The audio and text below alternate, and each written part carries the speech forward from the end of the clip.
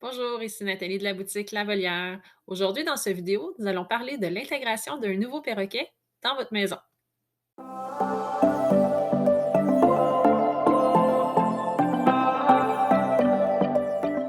Alors voilà, vous avez adopté un nouveau perroquet, que ce soit un bébé ou un oiseau adulte.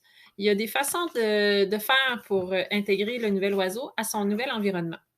Ce vidéo-ci va être séparé en 3 volets. Donc, on va parler de l'intégration des jeunes oisillons, du jeune bébé que vous allez adopter chez l'éleveur. On va parler également de l'intégration d'un nouvel oiseau adulte que vous avez adopté, possiblement dans un refuge, de petites annonces ou d'une connaissance. Ça peut arriver. Et le dernier volet, en fait, ça va être sur l'intégration d'un perroquet dans un groupe de perroquets. Donc, vous avez déjà plusieurs perroquets, vous venez d'en adopter un nouveau. Bien, il y a des choses à savoir pour que l'intégration se passe le mieux possible. Commençons avec les petits oisillons. Les petits bébés tout mignons qu'on s'en va chercher chez l'éleveur ou à l'animalerie. Mais peu importe, ce sont des petits bébés, des petits oisillons qu'il ne faut pas oublier. Il n'y a pas si longtemps, quelques semaines ou quelques mois selon l'espèce, ils étaient dans un œuf. Oui, je vous dis ça pourquoi? Parce qu'on a tendance à oublier que le petit bébé qu'on vient d'adopter, euh, il, il a dû grandir très rapidement. Il a dû apprendre plein de choses, apprendre à voler, apprendre à manger, apprendre à se déplacer, à faire confiance, à jouer. Et maintenant, on lui demande à nouveau de faire un changement, donc de changer de famille. Ça peut être un stress pour lui, ce qui est tout à fait normal, peu importe la façon qu'il a été élevé. C'est sûr que les petits oisillons qui ont la chance d'être élevés par des bons éleveurs, qui vont les mettre dans des situations différentes régulièrement, qui vont rencontrer des gens différents au courant de leur jeune vie, vont possiblement mieux s'adapter que les oiseaux qui ont toujours été dans le même environnement sans trop de stimulation et sans changement de gens autour d'eux. Donc, qui n'ont pas eu de contact, exemple, avec des enfants, avec des femmes, des hommes. C'est toujours la même personne qui s'occupe d'eux. C'est sûr que ces petits oisillons-là risquent de s'adapter un petit peu plus difficilement. Ça ne veut pas dire qu'ils ne s'adapteront pas. Ça veut juste dire que ça se peut que ça leur prenne un peu plus de temps. Il y a aussi le tempérament de chaque oisillon. Dans une même portée, on peut avoir deux petits bébés qu'on a élevés de la même façon qui ne réagiront pas de la même façon. Donc, encore là, il faut prendre en considération le tempérament de notre oiseau. Si c'est un jeune oiseau qui a un tempérament plutôt timide, qui ne va pas vraiment vers vous quand vous allez le visiter, parce que j'espère que vous avez eu la chance d'aller le visiter pendant son développement, pour vraiment créer des liens avec lui, ça va beaucoup aider son adaptation quand vous allez l'amener à la maison. Mais s'il était plutôt timide, qu'il se tenait à l'écart, ça lui prend un petit peu de temps avant d'aller vous voir, il faut respecter ça aussi. Ce petit oisillon-là a un tempérament un peu plus timide, donc ça se peut que ça lui prenne un petit peu plus de temps avant de se sentir à l'aise dans votre maison. Par contre, l'autre petit oisillon qui, lui, est très actif, il bouge tout le temps, il se dépêche à venir vous voir quand vous allez le visiter, ah, celui-là, ça se peut que ça soit différent, son adaptation. Et puis qu'il s'adapte très bien, mais ça se peut aussi qu'il crie beaucoup quand il va arriver à la maison. Parce que souvent, les petits oiseaux un petit peu plus actifs vont extérioriser leur stress de cette façon-là. Donc, soit en criant ou en mordillant des fois, selon l'espèce encore une fois. Ça peut être des comportements qui peuvent arriver avec les jeunes oiseaux et quand on leur crée un stress. Parce que oui, changer d'environnement, c'est quand même un stress pour eux. C'est pas quelque chose qu'on a pu leur expliquer, qu'ils peuvent comprendre. Donc oui, c'est un léger stress pour eux, un stress inévitable pour pouvoir les amener dans votre maison. Mais c'est quelque chose qu'on doit gérer. Maintenant, comment on fait pour gérer tout ça? Premièrement, je vous dirais le mot clé, c'est patience.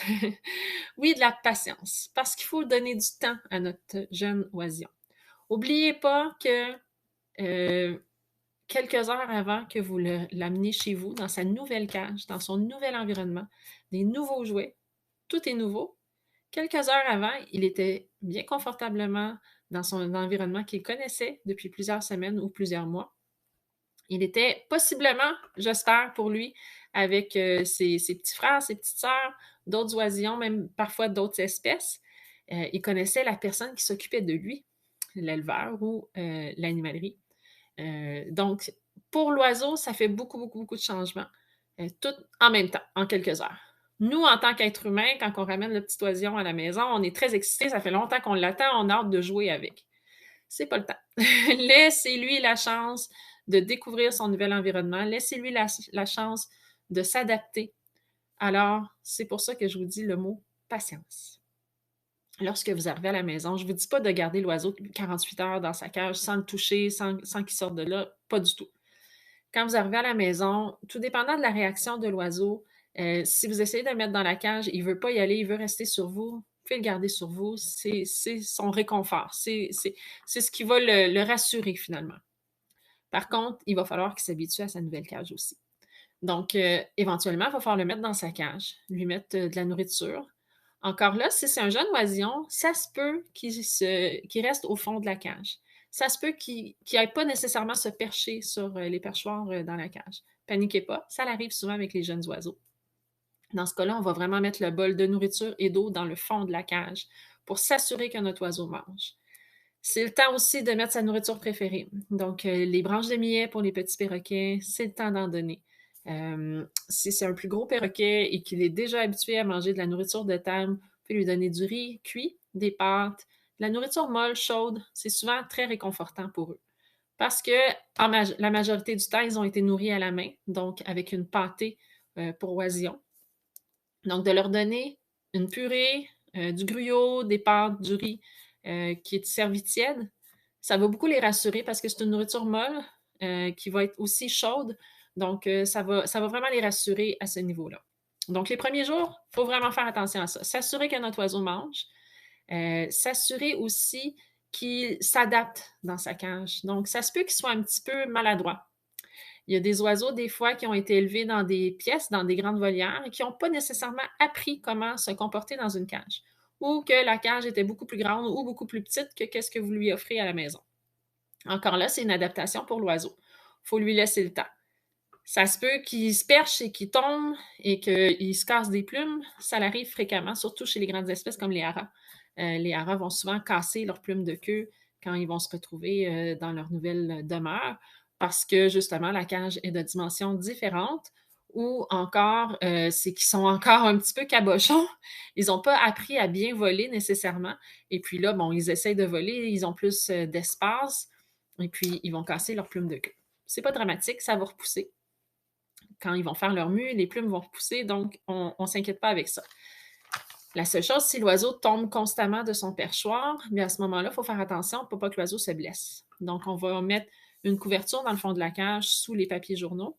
Et puis, on peut aussi mettre du Vett-Trap sur le perchoir. Je vous en ai déjà parlé dans une autre vidéo. C'est un tape qui se colle sur lui-même. C'est pas dangereux pour l'oiseau. Et puis, ça va faire en sorte que l'oiseau va être mieux agrippé.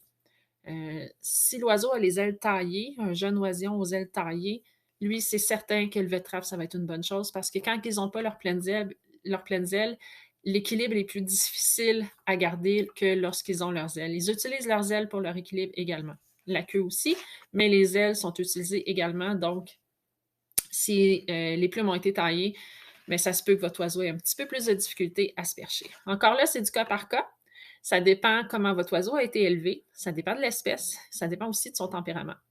Donc, on va y aller graduellement avec nos petits oiseaux pour qu'ils prennent confiance et que tout se passe en douceur. Une autre chose qui est très importante, c'est le sommeil.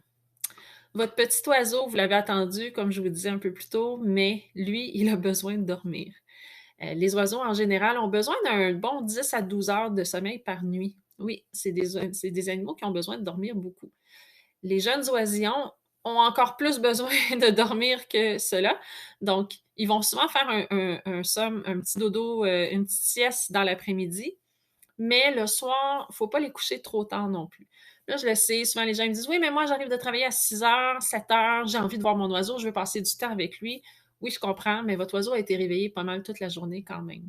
Donc, les premiers jours, premières semaines, respectez votre oiseau. Si vous voyez qu'il est sur vous, qu'il s'endort, qu'il est vraiment fatigué, c'est important de lui permettre d'aller dormir confortablement dans sa cage avec une couverture sur sa cage pour vraiment être tranquille et avoir un sommeil réparateur.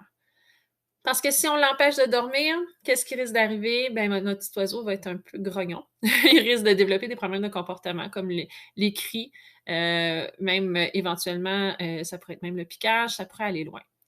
Donc, on ne rentrera pas dans le comportement aujourd'hui, mais le sommeil est extrêmement important pour tout oiseau, mais spécialement pour les jeunes oisillons, puisque eux en ont besoin encore plus. Surveillez que votre oiseau mange, c'est très important. Ça arrive fréquemment que les oiseaux vont diminuer leur consommation de nourriture lorsqu'ils changent de maison.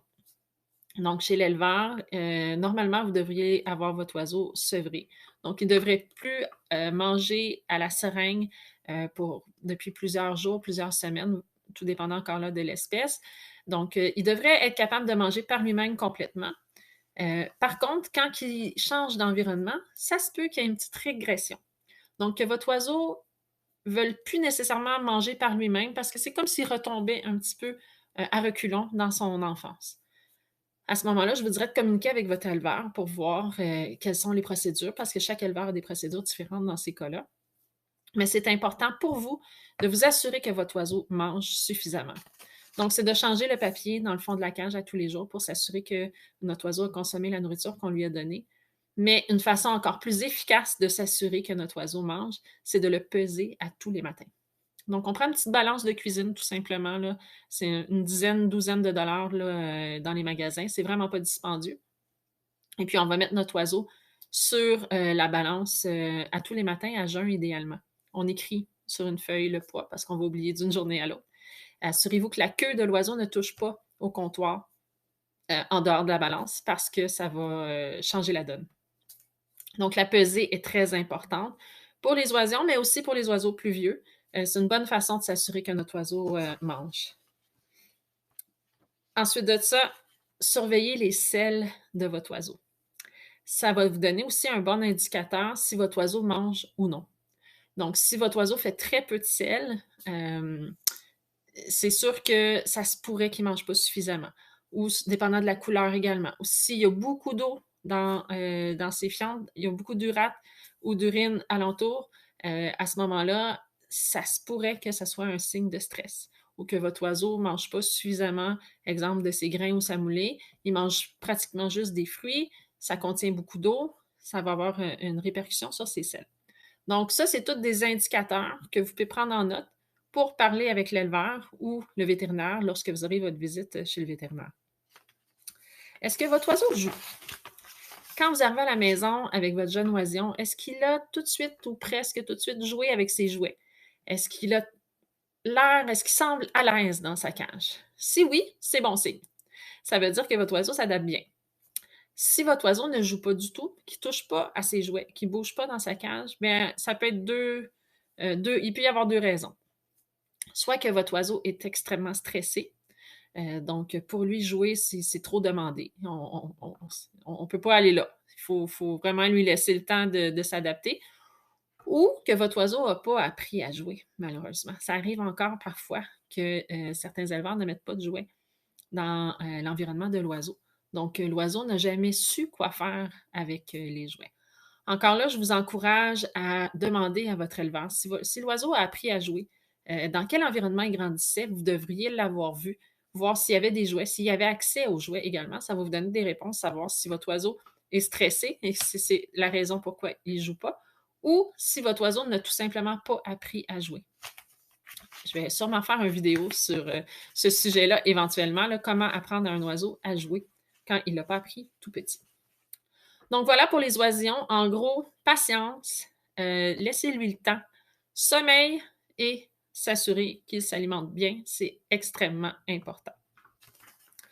Ensuite, un oiseau adulte qu'on va adopter. C'est un peu différent. Les bases sont les mêmes, mais ça reste qu'il y a des choses qui sont différentes. L'oiseau adulte qu'on va adopter, tout dépendant s'il en est à sa deuxième famille ou à sa troisième, quatrième, cinquième, sixième famille, malheureusement, ça l'arrive, l'oiseau va réagir différemment. Donc, si on parle d'un oiseau qui est avec la même famille, sa première famille, depuis 20-30 ans, et que là, tout d'un coup, bon, suite à un décès, suite à une maladie, on doit lui trouver une nouvelle famille, c'est sûr que cet oiseau-là, risque d'avoir plus de difficultés à s'adapter puisqu'il a toujours vécu dans la même famille depuis tellement d'années. Donc encore là, patience. Les oiseaux adultes ont tendance à plutôt choisir un peu plus s'ils aiment ou s'ils n'aiment pas. Ils sont un peu plus drastiques, si on veut, dans leur choix. Donc, on ne peut pas se battre nécessairement contre un oiseau qui a décidé qu'il ne nous aimait pas, mais qui aimait notre conjoint. Par contre, si l'oiseau est dans la maison, une relation de respect doit s'établir entre vous et l'oiseau. Donc, les oiseaux adultes qui arrivent à la maison, encore là, on les respecte, on leur laisse le temps. Leur donner des gâteries à des moments stratégiques peut beaucoup, beaucoup aider votre relation avec eux. Exemple, l'oiseau est sorti de la cage, vous voulez qu'il vienne sur votre main, mais il n'est pas encore à l'aise. Il fait juste s'approcher sans montrer de signes d'agressivité, il semble correct, il semble relax. Vous pouvez lui donner une gâterie à ce moment-là pour établir une relation de confiance avec lui et lui montrer que vous ne lui voulez pas de mal. Vous êtes là pour lui donner quelque chose de bien. Ça peut aider votre relation avec lui. L'oiseau adulte qui arrive dans son nouvel environnement peut aussi avoir des signes d'agressivité. Donc, il peut parfois soit crier ou il peut faire semblant de vouloir vous mordre, donner des coups de bec dans le vide. Ces choses-là peuvent arriver avec un oiseau adulte. Donc, encore là, ça peut être un signe un peu de stress. L'adaptation se fait plus difficilement pour eux ou simplement que c'est un comportement que l'oiseau a appris au fil des années, qui a été renforcé, puis c'est sa façon de communiquer.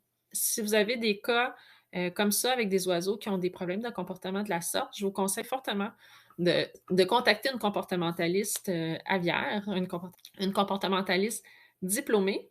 Donc, il y en a quelques-unes disponibles qui vont pouvoir vous aider. Si vous n'en connaissez pas, vous pourrez m'écrire, puis je pourrais vous donner des noms à ce moment-là. Il y en a de très bonnes. Donc, parfois, il nous faut un peu d'aide extérieure pour aider l'intégration d'un oiseau adulte pour que tout se passe bien.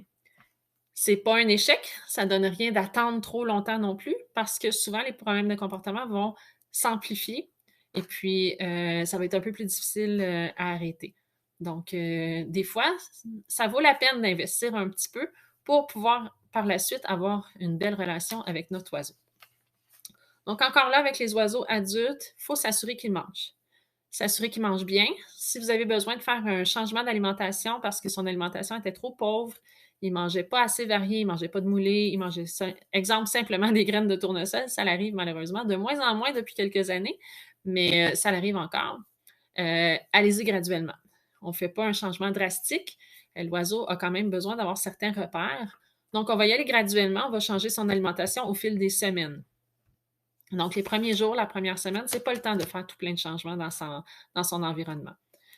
Pour les jouets, c'est la même chose. Si l'oiseau n'a pas appris à jouer, on va y aller graduellement. Si le jouet lui fait peur, on ne va pas le laisser dans sa cage, on va le retirer, en mettre un autre qui lui fait moins peur. Et tranquillement, on va pouvoir l'amener à faire de nouvelles découvertes. En fait, un oiseau adulte, c'est vraiment passionnant à adopter parce que, justement, cet oiseau-là a un vécu. Il peut nous apporter plein de choses. Il a déjà son tempérament, il a déjà son caractère. Il faut juste se mettre dans la tête que la patience va payer, respecter l'oiseau, y aller à son rythme, mais tout en étant dans le respect de chacun, de un et l'autre. Donc, l'oiseau doit également vous respecter, il n'a pas le droit de vous attaquer, il n'a pas le droit de mordre à outrance. Si c'est des choses qui arrivent, comme je vous disais un peu plus tôt, n'hésitez pas à contacter un comportementaliste pour vraiment régler ces problèmes-là, c'est très important. Si vous êtes capable de le manipuler, idéalement, cet oiseau-là aussi, il faudrait le peser à tous les matins pour s'assurer que son poids est stable. Un oiseau qui perd du poids à tous les jours, quelques grammes, tout dépendant de la grosseur de l'oiseau, ça peut être normal. Pour d'autres oiseaux plus petits, ça peut être dramatique. Donc, un oiseau qui perd 5 de son poids au fil des jours, 5 à 10 10 c'est vraiment dépêchez-vous d'aller chez le vétérinaire. Là. Donc, on n'attend pas de tomber à 10 de moins pour le poids de l'oiseau. Donc, c'est pour ça qu'on va peser l'oiseau parce que visuellement, on ne s'en apercevra pas qu'il a perdu du poids. Les muscles, la peau, c'est tout caché par les plumes, donc c'est très bien dissimulé. Il faut vraiment manipuler l'oiseau pour voir que l'oiseau a perdu du poids, de la masse musculaire.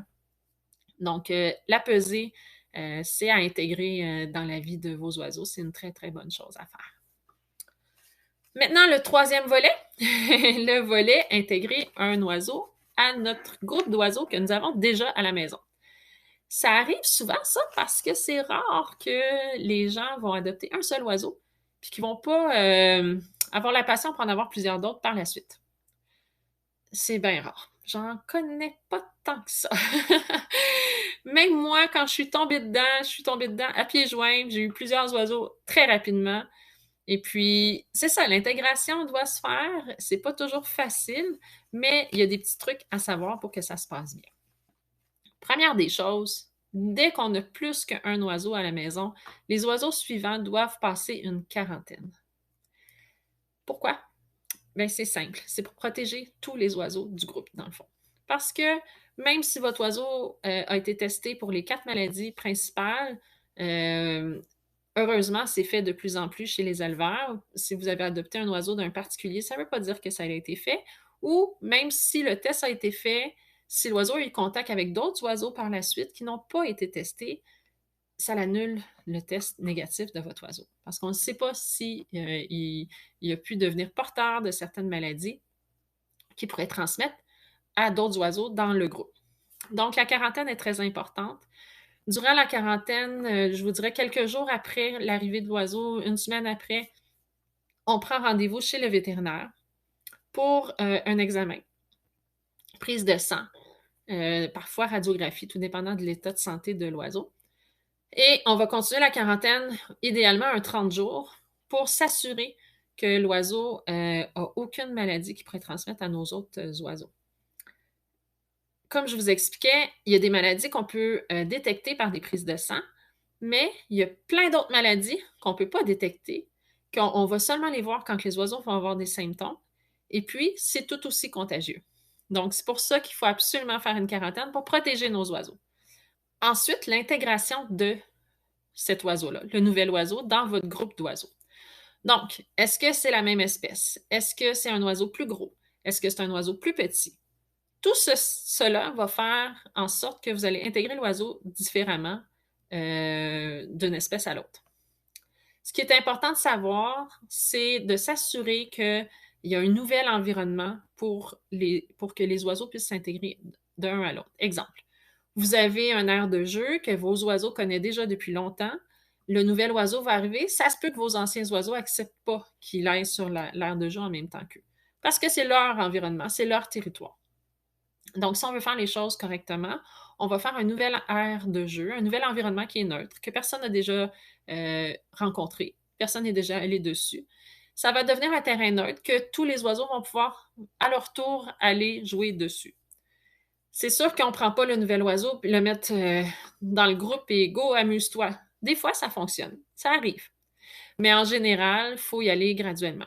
Si vos oiseaux volent, si on leur pleine ailes, c'est parfait, chacun va pouvoir se sauver en cas de besoin. Si vos oiseaux n'ont pas les ailes pleines, donc ont les ailes taillées, à ce moment-là, ça va demander de la surveillance. Aussi, si vous intégrez un plus gros oiseau, comme exemple un Amazone, et que vous avez des petits coqs-à-ciel, c'est pas du tout la même grosseur d'oiseau, c'est pas le même tempérament non plus. Il va falloir faire attention. Des fois, c'est nos petits oiseaux qui sont tannants puis qui vont achaler les plus gros. C'est pas toujours les plus gros qui sont dangereux pour les plus petits. Puis même les plus petits qui vont sur la cage des plus gros peuvent se faire blesser également. Les pattes, les becs, ça arrive fréquemment. Donc, on essaye de les intégrer un à l'autre dans un environnement neutre. On peut les tenir occupés en ajoutant beaucoup, beaucoup, beaucoup de jouets, des jouets que les oiseaux vont déjà aimer d'avance. Le foraging aussi, faire des jouets de pattes, des jouets qui ont des gâteries qui sont cachés, ça va les tenir occupés.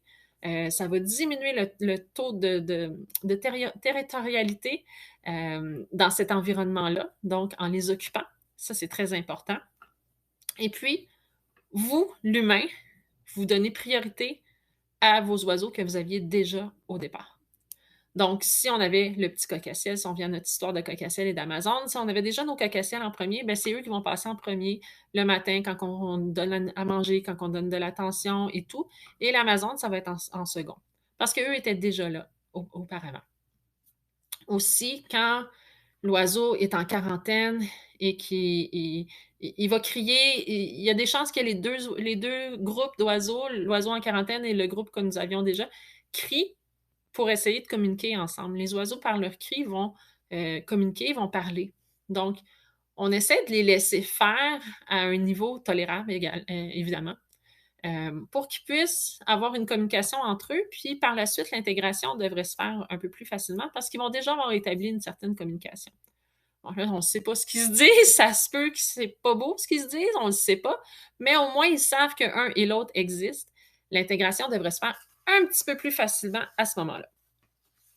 Encore là, le mot d'ordre, c'est patience. Patience et sécurité, parce qu'on ne veut pas qu'il arrive d'accident, mais la patience est de mise. On ne peut pas demander aux oiseaux d'être aussi heureux que nous. On leur impose tous nos désirs, on leur impose un nouveau compagnon, des nouveaux oiseaux dans leur environnement. Donc, il faut être patient, il faut leur laisser le temps de s'intégrer un à l'autre. Et puis, si on met tout ça en pratique, on a des bonnes chances que tout se passe bien. Alors voilà, j'espère que vous avez apprécié cette vidéo-là et puis que l'intégration de vos oiseaux se passera mieux. Donc, on se revoit bientôt pour un nouveau sujet. Au revoir.